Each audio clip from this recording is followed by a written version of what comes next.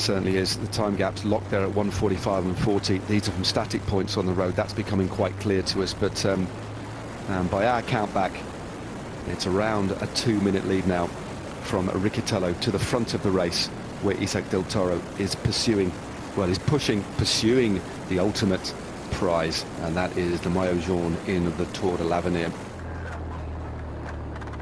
They're on to the final climb now, 4.8 kilometers to go, and we have an attack. It looks like it's Le Cerf who is now attacked and clipped up the road. The Belgian, I'm not too sure, we didn't see him go, but he's been forcing Pelizzari to chase. But the man with the most to gain here for the GC is Isaac del Toro. He needs to pace himself up this climb, and this one, as we described, Jens, is a steep one. Yeah, and it's a very irregular climb as well, but we did see Le Cerf. He jumped across that gap after the top of the zone. He was 10 seconds behind these two and then jumped across the gap in only a matter of kilometers. I think he's just the better descender of these three. Just going downhill a little bit quicker, a little bit more comfortable, maybe a little bit more experience as well. You never know what kind of training camps he's already done, but it's good to know. We're just getting to know these riders, of course. We don't really know all their characteristics yet. It seems like Le Cerf is an incredibly good descender, but he's just got a couple seconds at the moment across these two riders. But yeah, he's looking fairly good for the stage win. It just depends on who's got the better legs, who's got something left, something extra left on this final climb. And you see how hard it is with the irregular percentages. The asphalt isn't great. It's a narrow road. It's a great final for this Tour de l'Avenir. It certainly is. It's been an absolutely thrilling race, and we've got 4.5 kilometers to go. Here is the face of the man out in front. It is William Junior Le Cerf, rider for the Soudal Quick-Step development team. He's only 20 years of age. He's been consistent in this race so far. He's had a 5th on stage 6, 7th, a 5th on stage 7, 4th yesterday, and meanwhile, still on the descent behind, we saw our yellow jersey, Mathieu Riccitello, remonstrating, understandably, there with the motorbike. He's descending that quickly, the moto can't keep away from him, but that's the chase group in between. It does appear to me, though, that the gap of the Belgian out in front is starting to just come down a little bit. He's settling into the rhythm, but the men behind aren't panicking at all. Isaac del Toro still sat last man, just on the wheel of Giulio Pelizzari, and they appear to be pegging him here. Yeah, I think maybe Del Toro also thinking he's got some bigger fish to fry. I don't know if he knows the situation on the road. Of course, that digital sign the riders get, it's only got room for one time gap, and who knows who's where. You know, he won't know exactly who's where on the road. So I think he's in his head, it will probably be just about maximizing the pace up this final climb, and at the moment he's doing that by sitting on the wheel of Pelizzari. I certainly think that's the case. When in doubt, you know how far to go, have all the information on his head unit, but what he won't be getting, as you just said, is information from the team car. They're not on radios, but we are now on to the final climb. 3.8 k's to go for our leading trio of riders. We're leading 3 riders who are up the road, but they are split by about 10 seconds at the moment. Meanwhile, further down this horribly steep climb that will bring the Tour de l'Avenir to a close, it is the defending yellow jersey, the maillot jaune, Mathieu Riccitello of the United States of America, just doing what he can. He's come under attack, left, right and centre, isolated, no teammates with him over the top of the Col d'Iserin. Not descending quite as quickly as others, but on the climbs he's given it all he had, and this is going to be, well, a race of truth, a time trial to the top. He's going to dig as big a hole as he can for himself, put himself in the hurt locker to try and shut this gap down. And this is the man in the polka dot jersey who poses the major threat, the man who took the Queen stage of this race from Mexico, 19 years of age, an absolute sensation, burst onto the scene. And this is a thriller because we've got a pursuit just behind as well. Archie Ryan is closing the gap with Jan Christian 2 here, Jens. Yeah, and what we don't know is exactly where that third group on the road is, although it's not quite the third group on the road, but the third relevant group on the road, I think. Yeah. With Piganzoli and with Mathis Rondel, the other riders who are up there in the GC. They were reported at 1 minute and 10 seconds on the top of the previous climb. But we don't quite know where they are right now. I think at this point, though, it looks like Del Toro and Piganzoli are going to fight for the stage win. I think Le Cerf has just disappeared from that group. out the back, but it's looking like Del Toro is pretty certain for the overall win unless Riccitello does something magical on this final climb. But who finishes second in GC, it's going to be between the two Italians, Piganzoli, Pelizzari, and maybe still Riccitello, depending on how fast he goes up this hill. Yep, I thought the Belgian was still in front, but he isn't. But we didn't see him caught, but he's certainly been spat straight out of the back, because Isaac del Toro now isn't thinking about the rider on his wheel. Giulio Pelizzari poses no threat to him. He sits at 2 minutes and 7 seconds, unless, of course, Pelizzari can drop him by the best part of a minute, which I don't think is going to happen. Meanwhile, Josh Golliker, one of the few surviving members of the early break of the day, are now being caught. And it looks as if Mathieu Riccitello is now on his own, an individual pursuit to try and ride this climb as fast as he can. A little look across there from Pelizzari, who's willing to help out Del Toro here. Yeah, Pelizzari also, of course, riding for his place in the GC. He's only 2 minutes behind on Riccitello, and we're looking there at that gap that says peloton, but there is no peloton on the road anymore. So I'm just going to assume that is the gap to Riccitello, and if that's the case, it's 2 minutes and 30.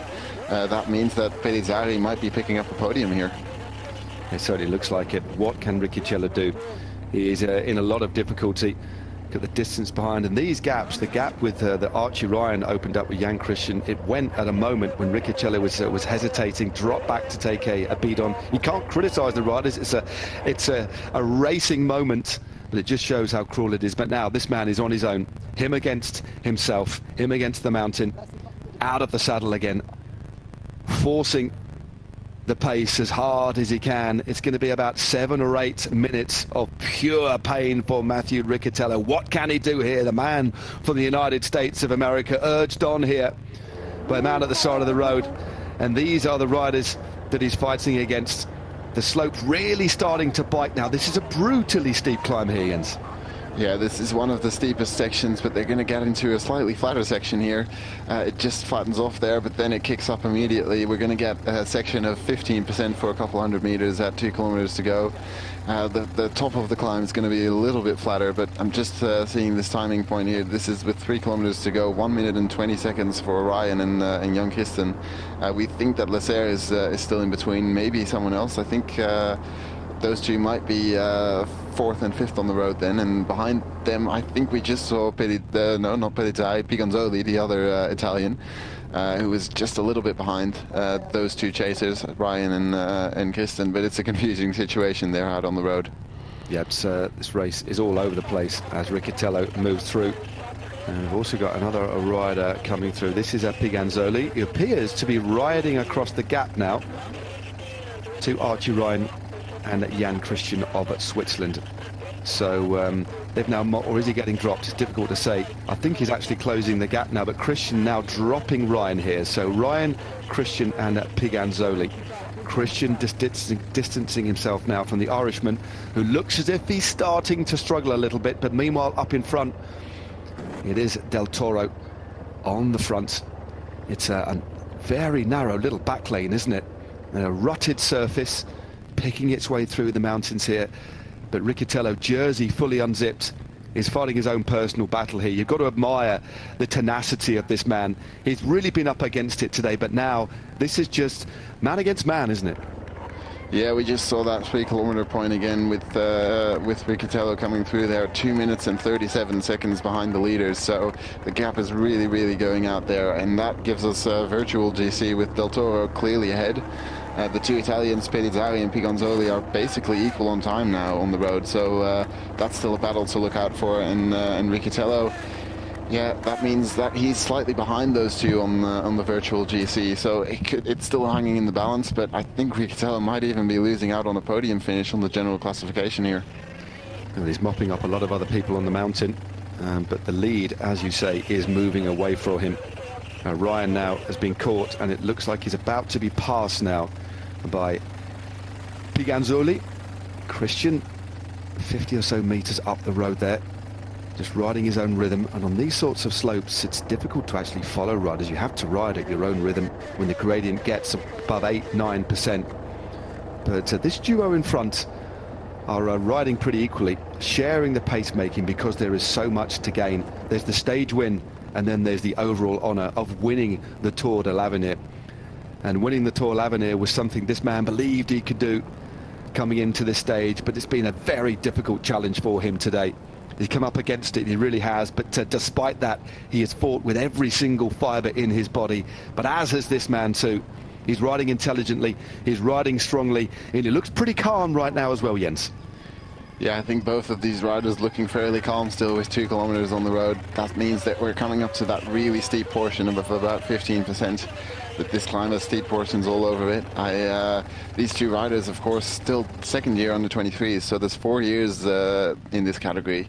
They're still on the younger side of this category. Riccitello is a third year under 23, but we've got 2 really young talents who are looking to dominate this final stage. It certainly looks like they're going to make it. 1.9 kilometers to go as Giulio Pelizzari moves through to the front. Started the day in 4th place overall at 2 minutes and 7 seconds. The man on his wheel now out of the saddle in the polka dot jersey. I've said his name enough. He needs no introduction really. Isaac del Toro started the day at only 54 seconds behind the maillot jaune of Mathieu Riccitello, who is now a couple of minutes further back down the mountain and looking like he's going to lose the yellow jersey today. Well, what a ride it's been, what an explosive stage, a relatively short stage today, the final stage of this, the 59th edition of the Tour de l'Avenir. 99.6 Ks, we started in Valsigny-Termignon, and we're going to finish this wonderful race off at the top of Sainte-Foy-Tarentaise. Who is going to take the stage as they move on to the main road here? The Italian on the front, the Mexican in his wheel. They continue to look round, but it does look as if this too, with the gap that they've built, the gap that they've earned, the gap that they've fought for, is going to be between these two now, Jens. Yeah, there is a report out there with that puts William Junior Lazer at only 15 seconds, so that means that there is still a chance that he could come back if the front 2 riders start looking at each other, but the chances of that happening aren't too great. Pelizzari has a reason to ride for that second place on the road against his teammate Pigonzoli.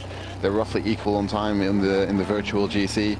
And Del Toro will definitely keep riding for his overall win now, I think. So it's still all to play for, but I think it's going to be between these two for the stage win. It certainly looks like it. They need to keep a run. They can't actually afford to ease up anyway, can they, because of the GC, just in case Riccitello rides a scintillating last few kilometers. They don't want to open the door till a surf. That's going to make it that little bit harder, but as the road starts to ease ever so slightly, that's where there is an opportunity to come back. But 15 seconds is a big ask for the Belgian, who went clear at the bottom, using the momentum, using that craft he has on the descent, as Riccitello now picks past. Looks like he's going past Joshua Golliker now. Jersey flapping on the climb. Nobody in sight. A desperate situation for Mathieu Riccitello. But still in front, it is Mexico and Italy. This duo have blown this race apart. They went on the offensive over the top of the Col d'Iseran. They continued it in the valley roads. They punched up the Monte de Villaret.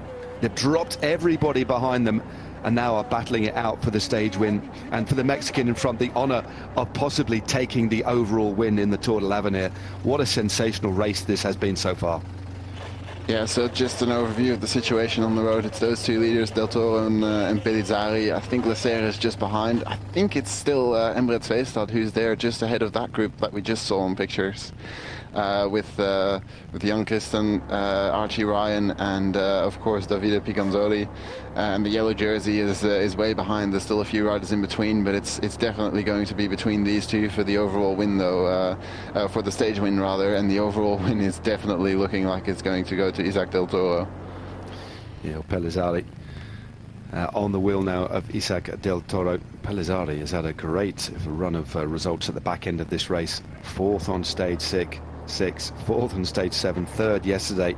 Can he back it up with a win today as he moves through to the front himself? He'll be moving himself, securing that position on the podium. Is willing to help the man that just sat on his wheel as they both fight their bikes as they come into the closing stages of this race. 500 meters to go now on the final stage of the Tour de l'Avenir. What a race it has been. It's exploded all over the mountains. We are in the Alps, of course, and Mathieu Riccitello looks as if he is going to unfortunately lose the Tour de l'Avenir. But who is going to take the stage today atop the Sainte-Foy, the Tarentaise? They come in to the finishing straight. It is Isaac del Toro leading out. It looks as if this is going to open the door for Pelizzari. Giulio Pelizzari, he comes round the Mexican to take a well-deserved stage win. And there it is. Pelizzari takes the win for Italy, punches the air with absolute delight, and the clock starts now. Del Toro in second place, but I do think it's going to be impossible now for Riccitello to salvage the jersey. Yeah, it was almost, he almost gave it away there at the end by sitting up slightly too early. We've already seen that this week, of course. But Pelizzari takes a great stage win, and I think he's going to take second in the overall general classification as well, with Del Toro almost certain of his overall win now. We see the clock on the bottom right of the screen. Leclerc finishes 30 seconds back, which is also going to put him up in the classification, but we'll have to see exactly where he finishes. Indeed, Leclerc, a good ride by him. Started the day 6 at 3:44. I don't think we're even inside the final kilometre now. It won't be too far, but Mathieu Riccitello only started the day with a 54 seconds lead. He's got with him for company Joseph Blackmore at the moment. I think Joseph Blackmore appears to be suffering himself. And meanwhile, I think this is one of the surviving members of the breakaway coming through. That looks like Svestad Barseng coming in. And just behind him, Jan Christian of Switzerland, and also Archie Ryan too. It looks like they've also got Piganzoli with them for company. But Svestad Barseng crosses the line there, absolutely spent. Archie Ryan, yesterday's stage winner, just finishes ahead of Christian. And then it is Piganzoli who just stops the clock there, just finishing inside the top 10 as well. The clock continues to tick, so the overall win has now gone, subject to confirmation, of course. 1 minute and 37 seconds. We've still got around 500 meters to go for Mathieu Riccitello, but the win, incredibly, the overall classification has been earned, in fact, by Isaac del Toro of Mexico. What a moment for Mexican cycling. Yeah, incredible moment for Mexican cycling. It has all turned around on that final stage, and I think if there's no penalties or other time differences that we see after the fact, the general classification has in fact gone to Del Toro, and it's definitely out of the hands of Riccitello, because he's now lost third place as well. Pelizzari will finish in second, Piganzoli will finish in third, and Riccitello will most likely take fourth place in the general classification. So Isaac del Toro, just looking back, the consistency he had this year has been sensational. It really, really has, as the riders continue to finish here. Well, this is a Blackmore finishing, and here is Mathieu Riccitello, the deposed leader, finishes 2 minutes and 46 seconds down. His jersey unzipped, nothing more than he can do. He gave it absolutely everything out of the road, but wasn't enough of a match for this man, who, I think it's fair to say, at only 19 years of age, has become one of the hottest properties in world cycling. Yeah, we generally see it with the younger riders who win Tour de l'Avenir. They go on to do great things. It's the slightly older winners who still usually turn pro and do solid performances as professionals, but that highest echelon of riders tend to come through so quickly. It was Pogacar, Bernal, they've all won a second year under 23s, and Del Toro just puts himself in that list of winners. Yep, it's 10th overall in the Peace Race, 10th overall in the Cebu Cycling Tour, 3rd in the Giro Ciclista della Valle d'Aosta this year, and has now come to the Tour de l'Avenir and won a stage and won the overall general classification. And this is Pinzon, who just rolls through the line for Colombia. Riders spread all over the mountain today. A relatively short stage, 99.6 kilometers, but what a day it has been. The general classification essentially turned on its head. And the man that posed the biggest threat to Riccitello at the start of the day has ultimately ended up as the winner and proved himself to be the strongest and the most intelligent man in this race. 5 jours de course. Be interesting to look back, and hopefully we'll find out in a bit of a debrief, Jens, at what point the attack went, at what point Riccatello was dropped by Del Toro. Was it over the top of the ears around, or was it on the descent? That remains to be seen. But once he was isolated there, he just came under so much attack that there's very little he could actually do. But I think what we did see out on the road, bar for the bit where he was exposed, he rode on the climbs, that's all he could do, but he had no assistance at all. Isaac, A difficult day. on the Anyway. biggest race under 23, do you realize it? I don't know what I want to say. This is unbelievable. 8 days ago, I don't know, this is more big than me. Yellow jersey, green jersey, white jersey, king of mountain, it's historical.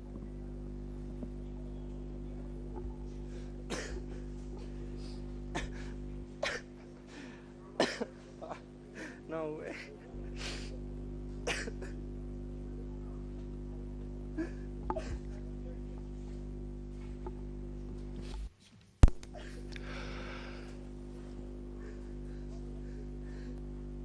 Well, there you go, folks. That's what it means to win this race. This is so much for me, to be honest. It's, This is too much. well, there you go. This lad lost for words. I think I am, to be honest with it.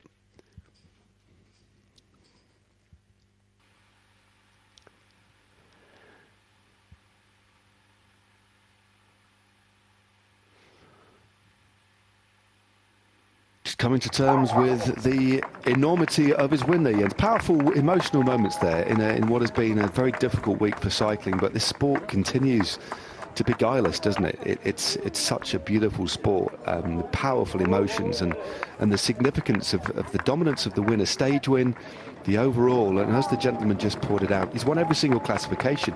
It's incredible. Yeah, it's an incredible moment for him, for global cycling, I would say. It's just proof that you can come from a long way away. You don't have to be from one of those traditional cycling countries. If you've got talent and you've got the mentality to work hard, you can attain these sorts of victories. And Del Toro, he's just dominated this race. He's been strong really from day one. We saw it on stage 4 that he attacked from far out, almost held on for the stage win, didn't quite get it on that day. But after that, he rode a smart race, but he rode especially strong across the whole race. And he also lost 2 minutes in that team time trial, we mustn't forget, because that was not a great day for the Mexican team. He didn't have the strongest time trials with him, but managed to rise above that team time trial performance and win the overall general classification. Yeah, an impressive win. There is the stage result of the final stage of this year's Tour de l'Avenir, and what an addition it has been. Giulio Pelizzari takes the win for Italy, Isaac del Toro in second, William Junior Lecerf of Belgium in third. Then we had Embret Svestad Barseng surviving from the early break from Norway in fourth, Archie Ryan, another good ride by the Irishman, in fifth. Then we have Jan Christian, David Piganzoli Craps in eighth place. So, a brilliant race. And here's the moment that the race was won. The stage, of course, by the young Italian, who looks absolutely delighted in the white jersey there, just ahead of Del Toro. But, a little bit emotional after that, Jens. Just a brilliant race, and I hope everybody at home has enjoyed it. Did you enjoy the last week? I certainly have, mate. Absolutely, it's always a nice thing to watch this race. Usually we only get the last couple stages. This week we got the whole race, so we got to see this whole array of different talents who are going to turn pro next year. But first we're going to listen to Pelizzari, I think. The greatest race under 23. Yes, it's an incredible day. Today we want to win this stage, and we give all for this beautiful day. Isaac is the best today. Yes, he's very strong. I know him from 2 years, and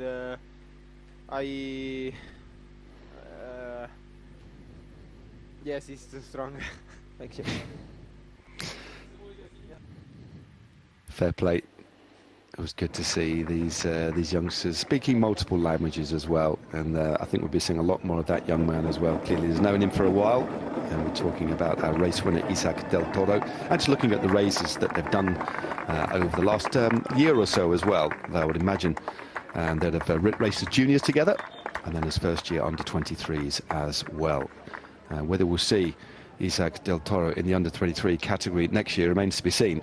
I think it's almost academic that it will be moving up, and let's wait and see what happens over the next couple of weeks, because that's a name that I think some of the biggest teams will want amongst their roster, without wanting to make any predictions, of course. But for the time being, Del Toro can just reflect. He's going to be the only man on the podium, which I think, as our presenter was saying, I think that might be the first time that has ever happened. As we look at the result again, Pelizzari, Del Toro, Le Cerf, Svestad Barsing, Ryan, Christian, Piganzoli, Krabs, Pescador, Castro, and Mathis Rondel of France, the Frenchman home there in that left group of three at 2 minutes and 12 seconds. Something to cheer for the home crowd.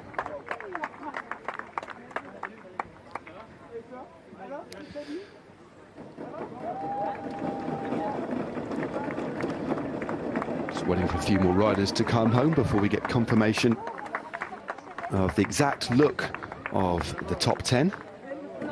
Undoubtedly, of course, we know who our winner is, but there'll be quite a lot of movement at the top end as well, and quite a few riders losing places, a few gaining places. But then, what's been your biggest takeaway, Jens, as we wait for the results to come up from this year's Tour de l'Avenir? I mean, what's been the bit that you've liked the most, or the most intriguing? I don't know. I think just being introduced to a rider like Del Toro, I'm sure we're going to see him in that highest echelon of riders over just a couple years. We'll see him right there. But oh well, this is the overall general classification. Here we go. So we should take a look at that. Indeed. Well, Del Toro, as we know, has taken the win, a historic win for Mexico ahead of Giulio Pelizzari in second. Italy also taking third step on the podium with David Piganzoli at 1:42. Unfortunately for Mathieu Riccatello, he's moved down to fourth despite a valiant ride. Then we have Le Cerf, Rondel, Christian, Svestad, Barsing, Dalby and Joseph Blackmore for Great Britain, moving himself into the top 10, but at a distant 10 minutes and 15 seconds, underlining the dominant performance by the 19-year-old Mexican, factoring in the fact that Jens was talking about earlier on. He lost 2 minutes in the team time trial, but that's done nothing for the overall performance at all. Absolutely superb win as riders continue to file across the line. And some decent climbers in that little clutch of riders, 12 minutes and 32 seconds. Highest point reached on the Col d'Iseran in this year's Tour de l'Avenir as well, 2,700 meters. It's been a tough day of racing, a tough week of racing over different sorts of terrain from the start in Brittany last Sunday.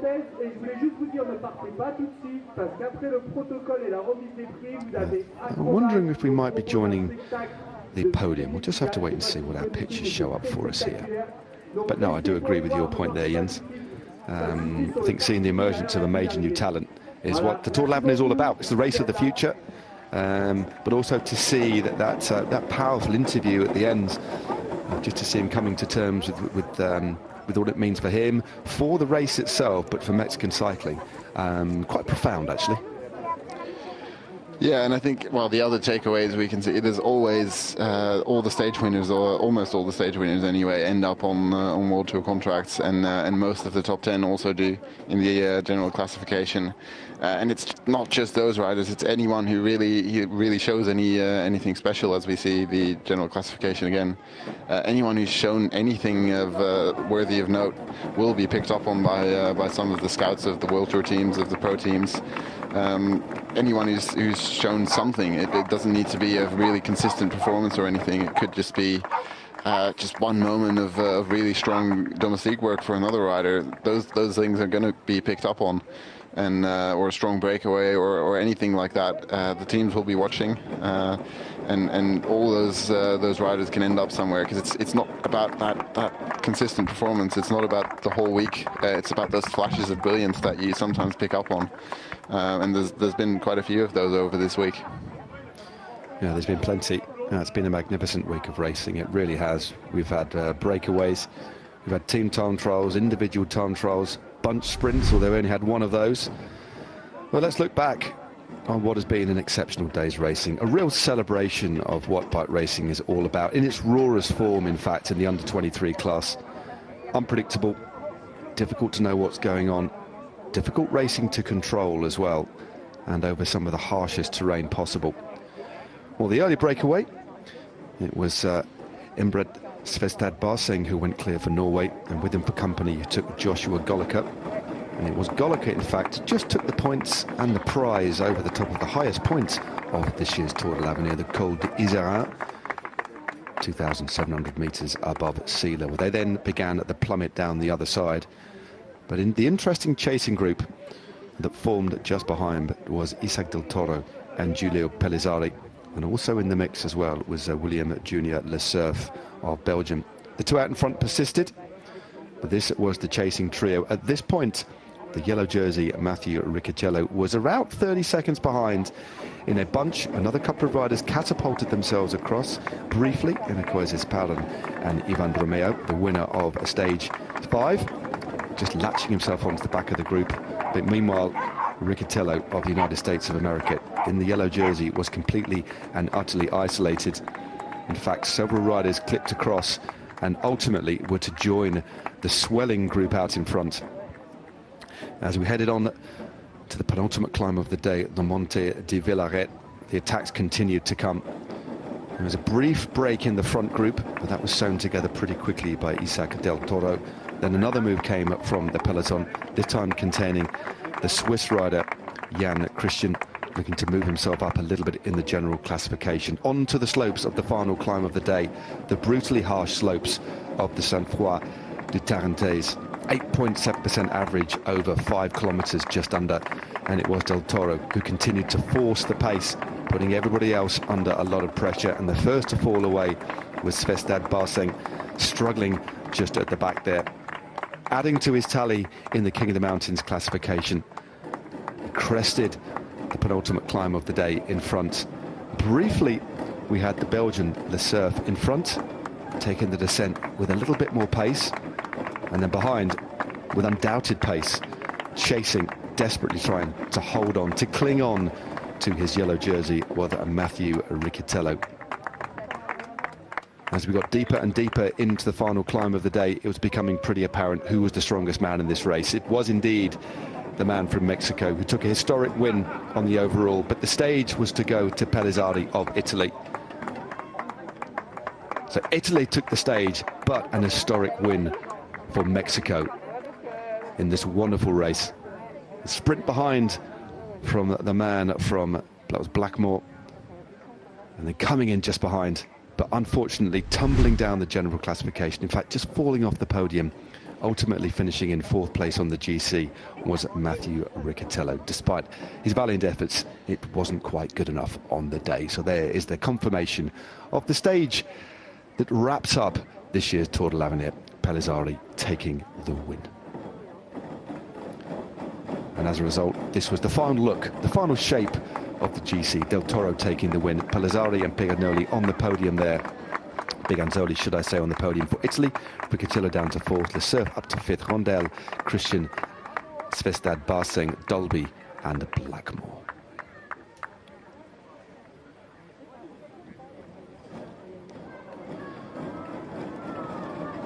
So the picture postcard views at Sainte-Foy Tarentaise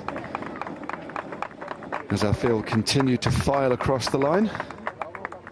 No doubt there'll be a nice party at the Polish at the Mexican hotel today. Del Toro joined by his teammates Carlos Garcia, Michael Zariate and Jose Muniz.